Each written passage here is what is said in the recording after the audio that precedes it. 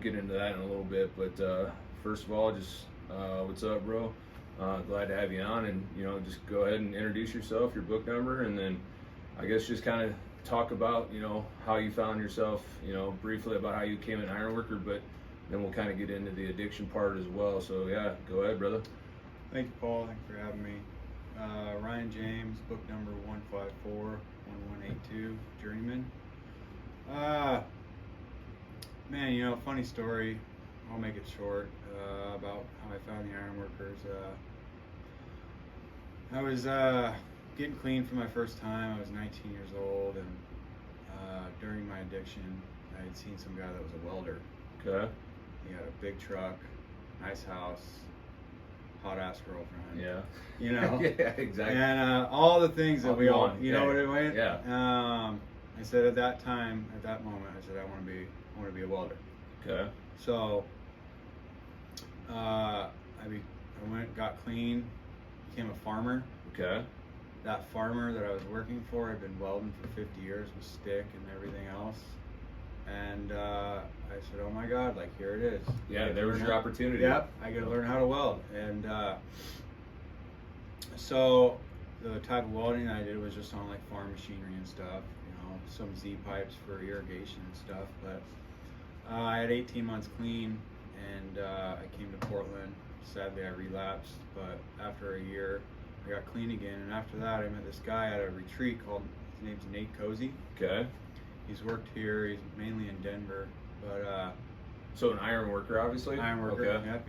I think he's been in about 23 years, maybe. Okay. I was talking to him about my job and like where I was, and yeah, I would love to weld, but I don't know how to read blueprints. Yeah. And he was like, well, hey, I'm part of the Ironworkers. We teach you all that, and we pay you to do it. Okay. I said, you know what? I've heard a lot of bad things about unions. So I was anti-union. Oh, really? I was. Okay. And because they were told to me, you Oh, dude, I hear it all day long. So I'm sure a lot of what I've heard, you're probably gonna say. Yeah. Well, they tell me, you always get laid off. You have to pay dues. And Yep. so he told me about it. He says, look, Ryan, I've never been laid off unless I wanted to. So that's the truth, dude. That's if the you're a hand absolute dude, you'll never be out of work. Absolutely. I truly believe that. Absolutely, I couldn't agree more. So I thought about it, and I came down here in 2017 and applied. Okay. He told me don't be an asshole to the apprenticeship lady, which was Leah. Yeah. And I'm an addict, man, so I want what I want, and I want it yesterday. Yeah, exactly. And so I was hoping for like quick results. Oh yeah, you thought you were gonna go out to work. Yep. Next day. Gotcha. And sadly mistaken, huh? It's sadly mistaken. Yeah. So I put in the app. The list of requirements that was needed was a struggle for me because I was in the institution Okay. when I was a kid, and that's where I got my GED. Okay. So I had to track that down. I had to track a whole bunch of stuff down, and I mean, it was just like. So Leah you had to put in the work to actually get to achieve this result. Oh yeah. It was a fight. Yeah. And not only that, it was a weight. Yeah. So I got all this stuff in, and I think I was like, I placed like 42nd on the list or something like that. That's pretty damn good. I mean, Yeah. And I didn't think I was, and so I got an interview. Yeah. 8 months later, so I don't even really want to say it, but I became a carpenter. Oh really? 2 months before I became an ironworker. Okay. So I thought the ironworkers was a lost cause. Gotcha. Well, obviously you had to do something. I had to do something to make ends meet. Exactly. Hey, Yep, absolutely. and carpenters were like, hey, we'll hire you right now. Yeah. You go to an 8-hour orientation, and we'll put you out to work. Well, I was out on Amazon. Souls was out there. Oh, Mike Newt was out there. really? Yeah, I heard him hooting and hollering. I'm like, fuck. Yeah. And I seen the Rod Busters out there. I'm like, damn, man, that looks way funner. Yeah. Because I was just out there beating a hammer, beating myself. Yes. And so Thinking, what am I doing? thinking, what am I doing exactly? Then I went out to Roosevelt High School, and I was actually tying rebar as a carpenter. Oh yeah. Some little rat slab, and I get a call from the hall saying, hey, do you want an interview? Ah, there you go. I looked at the guy I was working with. I'm like, Ironworkers just called me. He's like, oh man, you don't want to do that. Exactly. Hey, Yeah. hey, Yeah. best decision I've ever made. Yeah. Did you drop your shit right then and there and say I'm done, or did you finish the day out? I think I finished the day out. Yeah. You know, I thought about it. Yeah. I did. I really thought about it because I'm not gonna lie. I probably would have just dropped my shit. Yeah, I'm not gonna lie. Yeah. Yeah. I mean, it was a decision. Yeah. You know, because I had already started a career that I thought, but I love iron, man. Yeah. I've loved iron ever since I've seen a guy that knew how to weld. Exactly, dude. You know? Yeah. And You so- fall in love with it. I mean, It's you know a if it's passion. for you. Exactly. Yeah. Right. Pretty quickly. Yep. So, I got in. Well, I did the orientation. Okay. That was interesting.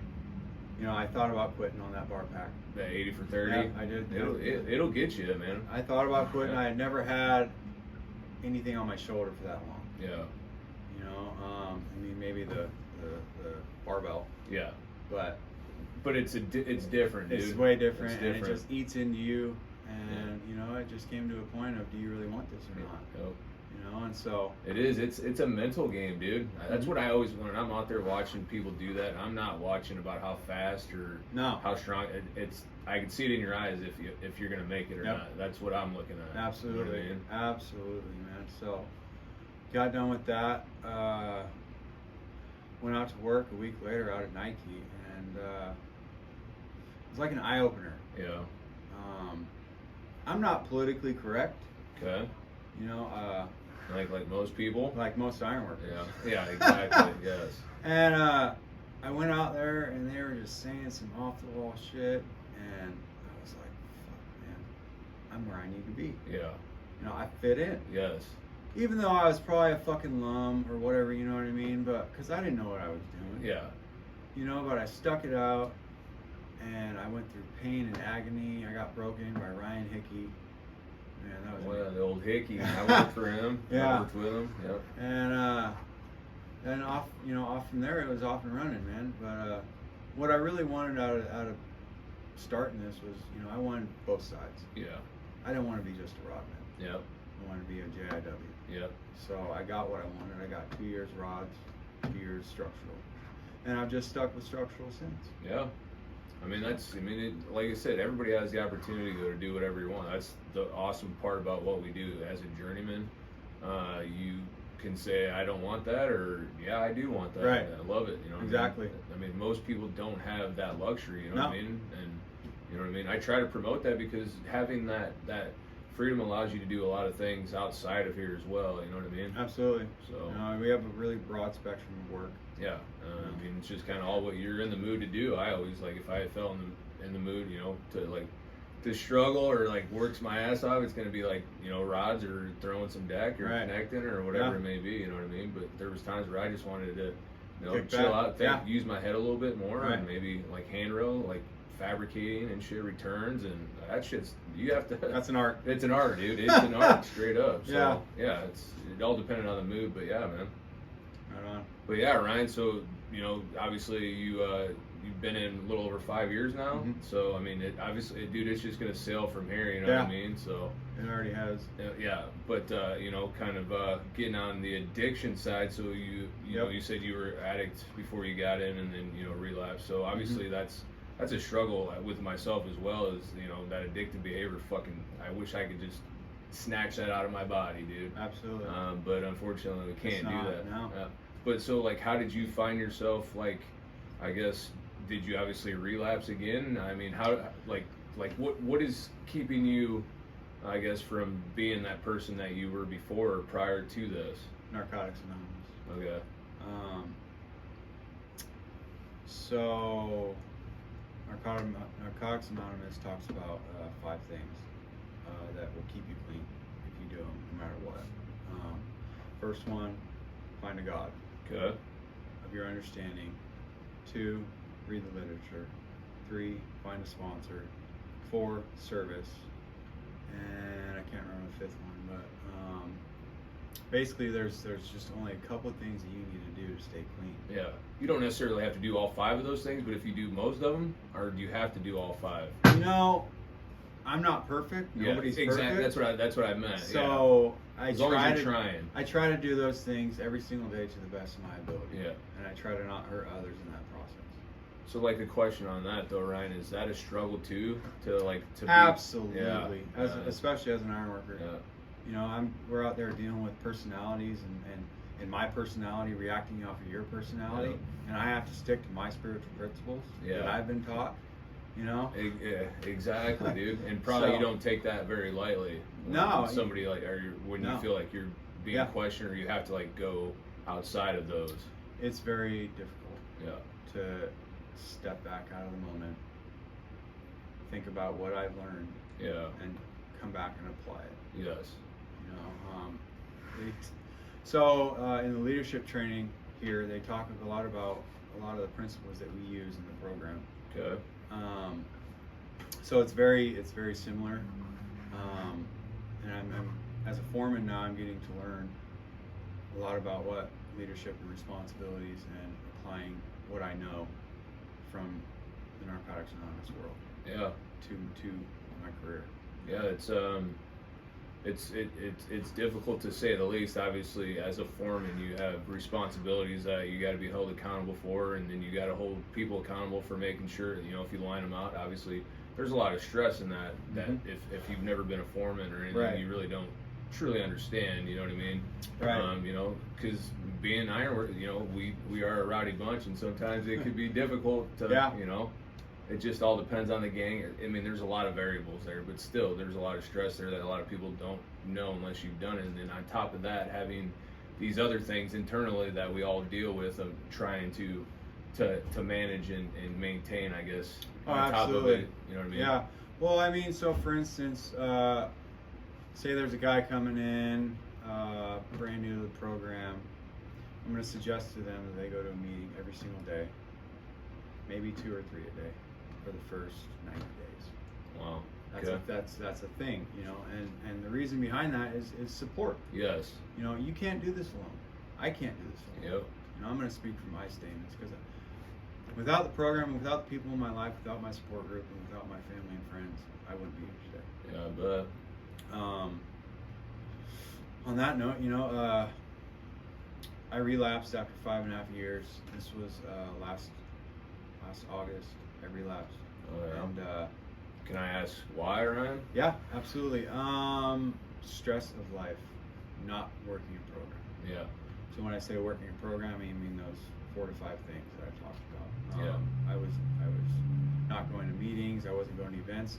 Cool thing. I'll say on that. Cool thing about Narcotics Anonymous is there's a lot of events that are structured towards support, friends, community, fellowship. Okay. You know, it's not necessarily you're going to like an NA meeting. You're like doing no, functions. Are you talking about functions? You know, and it's just being around people that have the same goals that, you know, and struggles that you do. Absolutely. Yeah. You know, and you know, for instance, there's a cruise coming up. Oh yeah, that's badass. Narcotics Anonymous cruise. Yeah. You know, and not sure if you listened to our podcast with brother Sean Neely. He's the New England District Council president. So actually in Local 7, when he was business manager, he has friends obviously within the building trades, but one of his friends is a general manager of a glass outfit in Boston, probably one of the 3rd largest. But they have sober gangs. It's a company that hires only sober gangs.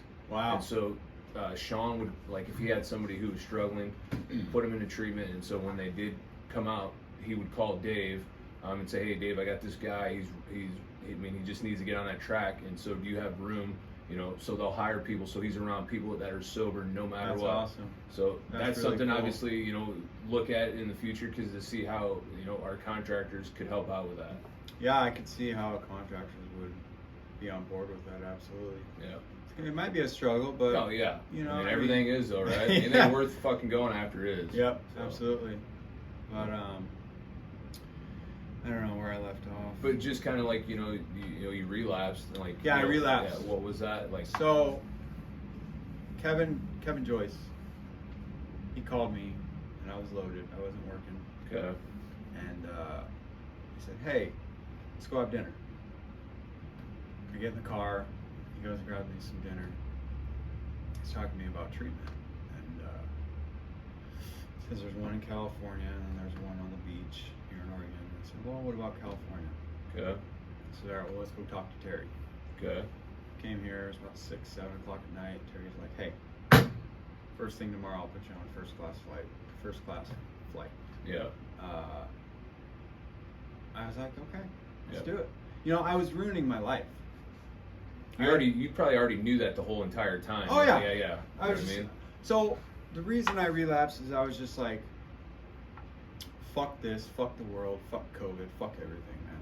Yeah. I just had it, you know, and I just didn't want to be here no more. And so heroin is that outlet. Yeah. You know, go get loaded, hang out at a dope house. You don't have to worry about anything. Yep.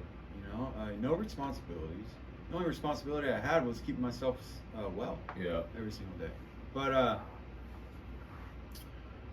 did Kevin kind of already know, Ryan? You know what I mean? Obviously, he oh, called you. You know dude, what I I mean? mean, I had a army I bet. Okay. that That's was awesome, like dude. behind me and like, hey, pull your head out of your ass. You know. Yeah. But you finally did. You went to, you know, I did. You got. Yep. So there was no. You surrendered right away. There was no fucking like, no, I'm not. Let me think. there about was it. no no. Okay. There It was just- no. You there already was, knew. Exactly. There was no fight. Yeah. That's awesome. Yep. Because you knew you were going down there to get better. So that Yeah. obviously, that would excite me knowing that it's done. You Right. know what I mean? Well, I had tried going down to Eugene like a couple weeks prior. Yeah. Didn't work out. Yeah. And I mean that's my path. Yeah. You know.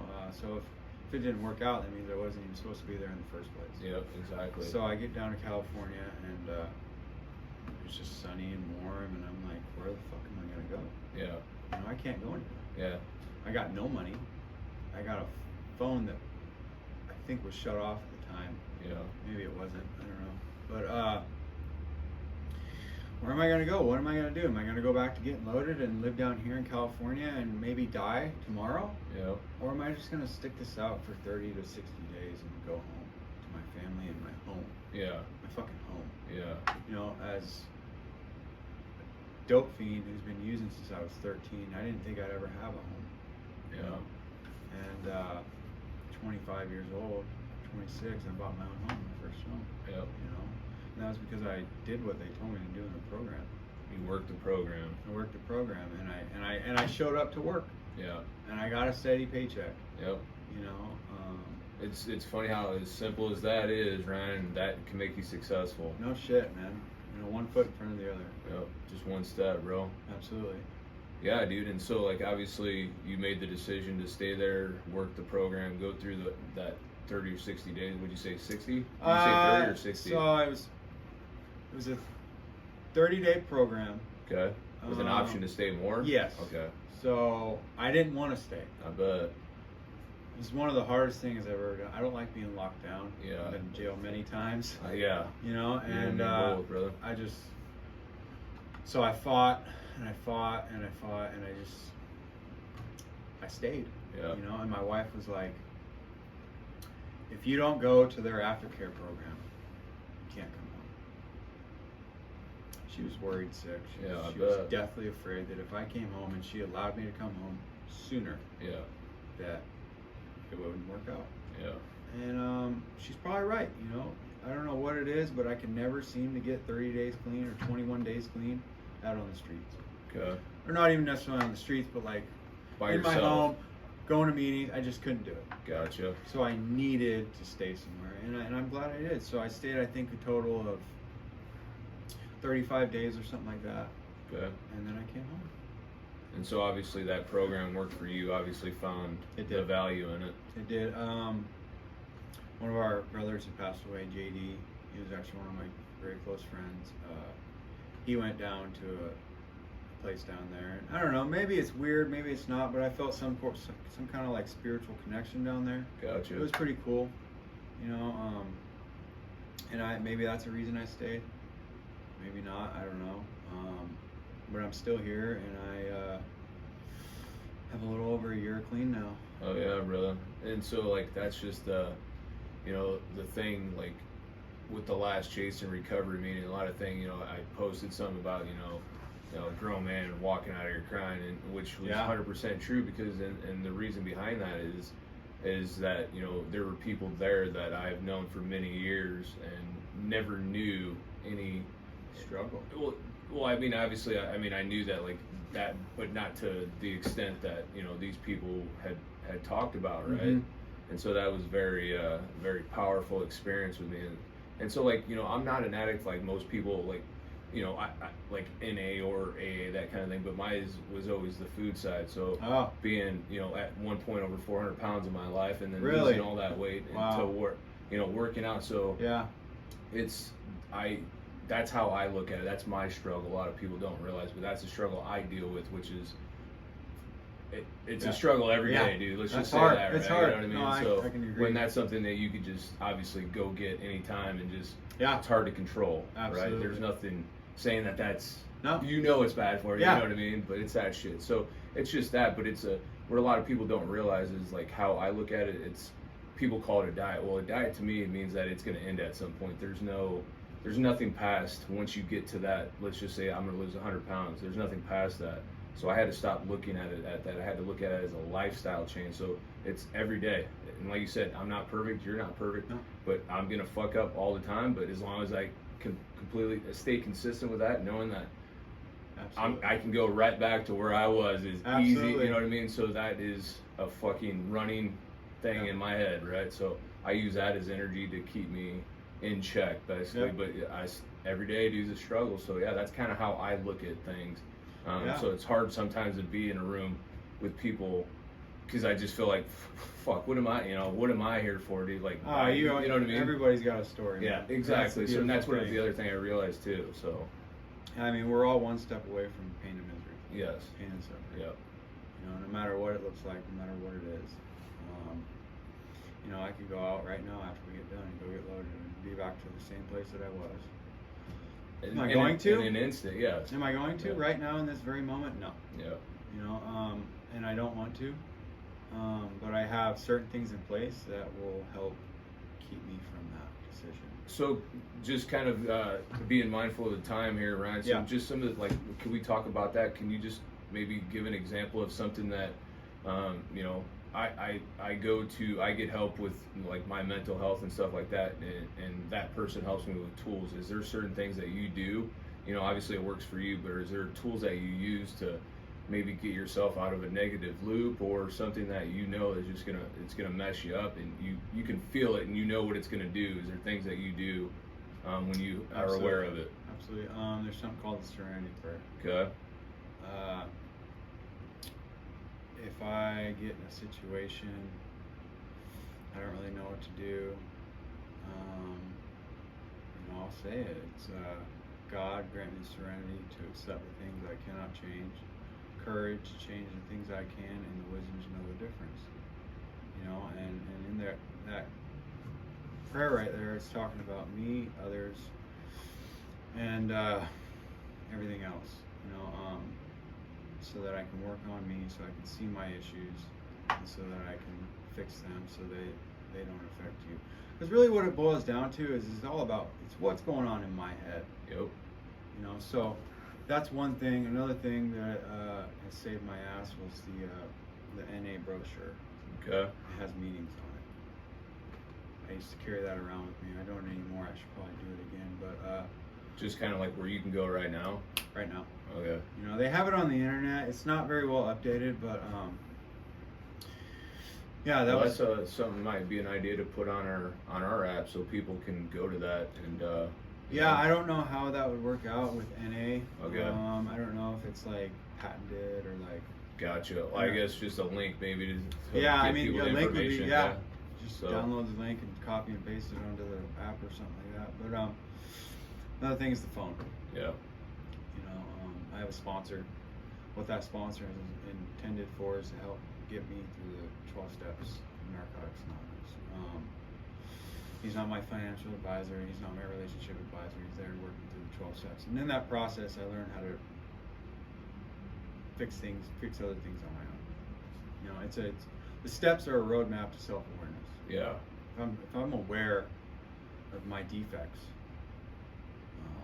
I can turn those into assets. Yeah, absolutely, man. Yeah. Once you're aware of it, you can always fix it. Oh, absolutely. Yeah, work on it, I guess. Absolutely. Yeah. You know, another thing is support group, not just your sponsor. Yeah. Talk about the phone. The phone can weigh 1,000,000 fucking pounds. Yes. Like literally. Yep. And picking up that phone, making a phone call, admitting what's going on, getting it out of your head, because we can stir up some shit in our heads, and then we can take it to a whole bunch of other places. Yeah. Getting it out Yep. of my head to somebody else. That's another thing that I do. Yeah. Talking to my wife. Yeah, dude. You know. 100%, man. Because once it's out in the universe, then you can obviously Absolutely. somebody hears it, or somebody that you're around they'll understand what, you know what I mean, and then they know when to help, or they ask if you need help, or whatever it may be. Absolutely. Which is awesome, because it's funny, because you just can kind of know, like, it's funny, like some of the things that you're saying, Ryan, is like some of the shit that I deal with every day, right? You know what I mean? But getting it out has helped me. Just, it's hard to even I don't want to put a number on it, because it's just more than that. Just like the help I get from somebody that I can call and just talk to about something I couldn't talk to my wife or fucking anybody, you know what I mean? Right. It's like I can get it out, I can just fucking offload it right there, and then I'm not dealing with it internally. And I think a lot of people deal with that. So I figured it out. When I go through shit, the ones that I don't want to talk to Yeah. are the ones that I need to talk to. Yeah. You know, Yes. Yep. because the ones that I want to talk to in that certain situation will co-sign my bullshit. Yeah. Exactly. Oh yeah, dude. You know. Yes. Yeah. So I have a core group of men that have stuck by my side and that I talk to at least on a weekly basis. Yeah. Maybe 2 weeks, but you know, life happens, shit happens. Yeah, You know? exactly. Like I said, I'm not perfect. There's guys out there, and men and women out there, that will talk to their support group and their close friends every single day of the week, like it's clockwork. I'm not one of those guys. Yeah. You know, but having somebody there to talk to no matter what, even like the EAP, Yes. you know, Yep. even having that, you know, Yep. it's just an outlet. We all need outlets, man. Absolutely, and I will continue to bring that up as much as possible. I don't. The lady even told me that we don't not enough people utilize that. Like, there's so much benefit and so much stuff there, more supplemental to just mental health that we can get in later. But the biggest thing is mental health, is that they can get you help right now, and they're not going to let you not have help. That's the thing. Oh, absolutely.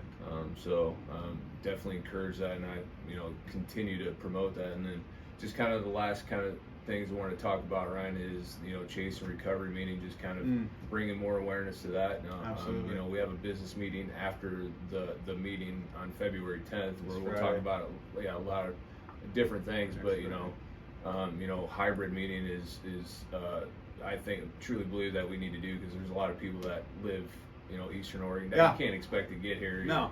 So, but they want to be a part of this as well. So kind of just talk about like what you see with the meeting. There's a lot of avenues and there's a lot of roads that can go down. From the turnout that we had, it seems like it's gonna stick. Yeah. I feel like coming next Friday, it's gonna be. Is it next Friday? It's a week from Friday. Yeah. So Yes. I feel like there's gonna be a bigger turnout. I could be wrong. Yeah. Either way, it's fine. Either way, it's fine. Yeah. It only takes 3 people to have a Yeah. meeting. Yeah. So we just want an outlet, Yeah. because iron workers don't like to talk about it. We're big Yes. badass men. Yep. We don't like to cry. Yep. And meetings are a safe haven, man. And so where do I see it going? I see it going hybrid. It could go to different locals. Yep. I think it already has. Yep. But it was a really good turnout. We were really excited about how it went. I think we all shared that in our group chat. Absolutely. And not only that, we just got to thank you for putting it out there and getting the ball rolling, man. Well, I mean, it's just But it was like you said, it was a group conscience. Yeah. We all came It's all of together us, yeah. and we all made it happen. But Yeah, it wasn't just me, so No. I mean, it's a long time coming. But I just knew the people that I reached out to people who I felt like this could Yeah. really turn into something. So Yeah. Well, I mean, and you reached out to people that have been in recovery and done recovery for a very long time. And Yeah. So, you know, we know how the meetings go. Yeah. We, If you don't know somebody, you go to somebody who knows, right? Exactly. Yeah. Yeah. So So that was the yeah. whole idea. But yeah, no, man, I share the same. I think it's a great thing, and it's only going to get bigger, man. There's so many people that I truly believe that, you know, just need it. And like you said, I feel more comfortable around ironworkers, and I feel like I can share something that I might not be able to just share, you know, Right. in a normal setting. In the shack or something. Yeah, exactly. You know? So without all the bullshit that goes along with, you know, Right. the job site annex, I get it. That's just part of the job. But Right. you know, the thing is that most people, there are those people, man, that are really struggling, and they just fake it, man. And you know, just that one thing of you saying, "Hey, man, are you good?" Right. Is the world of difference. Right. You know what I mean? There's a lot of people that try to fake it till they make it in recovery. Yeah. In NA or AA, and they end up staying. Yep. You know, they end up finding a home. Yeah. No, it's awesome. And so, like I said, kind of just narrowing it down here, guys. So, Chasing Recovery meeting is February 10th at 6 here at the hall. We got a business meeting afterwards, so we'll just kind of get into the more detailed stuff as far as hybrid, all the stuff that goes along with that. But definitely looking forward to that, and we're gonna, you know, obviously try to figure out a way that we can possibly get together more often as well. So, and so just to end it, Ryan, man, I'd love to just give you time to say a last thing to whoever's listening. Man, I really said it all. I think you know, I went over my story, where I'm from. What would you say to an iron worker that's struggling with addiction, that is scared to say something? Give me a call. Give somebody a call. Call somebody. Look on NA.org. Find a meeting. And everybody's got a best friend. Yeah. Talk to that person. No matter what, right? You know, there was a certain person in particular that was too afraid to like reach out. Yeah. And I kind of just, you know, bugged him, and he ended up showing up to the meeting, and you know, it kind of opened his eyes. But I'm not gonna say his name. Yeah. But, And that's the other thing a lot of people don't realize is that it's about anonymity. Yes. I mean, that's so important. It's called Narcotics Anonymous. Yeah, you know? yeah. I mean, So, obviously for a reason, right? yeah, Yeah. I mean, Yeah. a lot of people don't want their name Yeah. to be known. But it's their freedom to do if they want you to Exactly. know. It's up to them. That's It's not exactly for me or right. you to say. That's exactly right. You know, but to say something to people, you know, just reach out. Reach out, man. Absolutely, and that goes for me as well. So if you're needing somebody to talk to, my number's there, and then obviously our app, we have the EPA number that you can just hit and directly call them. So there is help, and just reach out no matter who you are. So, well, Ryan, appreciate it, brother. Right on. Have a good one. Thank Be you. safe. Yep.